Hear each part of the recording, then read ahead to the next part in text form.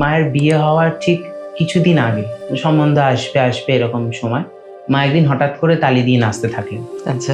কি দিয়ে নাচলেন না, বললেন পুলিশ আসছে পুলিশ আসছে বলে খুব করতালি দিচ্ছেন। এবার ভোলানাথ একদিনকে মাকে জৈবিক দাম্পত্যের জন্য মাকে কাছে টানতেন বা মাকে কাছে পেতে চাইতেন, ঠিক সেই সময়ই একটা অলৌকিক ঘটনা ঘটত। আচ্ছা। হঠাৎ করে মায়ের শরীর ঠান্ডা হয়ে যেত, বা কখনো মা একবারে আড়ষ্ট হয়ে সমাধির মধ্যে চলে যেতেন। তো এইভাবে দেখতে দেখতে ভোলানাথের সকল কামনা মুছে গেল।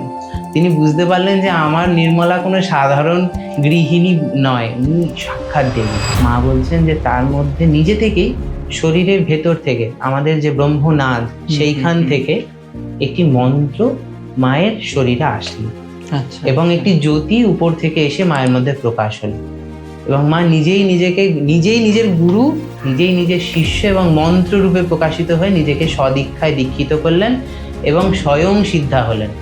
নিশিকান্ত ভট্টাচার্য মায়ের মামাতো দাদা, তো নিশিকান্ত ভট্টাচার্য বলছে যে আপনি কিছু বলেন না কেন এইগুলো নিয়ে মায়ের সামনে। তখন হঠাৎ করে মা বললেন, কি বলবে রে, কে বলবে? খুব উচ্চস্বরে মা বলে উঠেছে। এবং তখন ওরা একটু ভীত সন্ত্রস্ত যে এই কণ্ঠস্বর তো চেনা কণ্ঠস্বর নয়।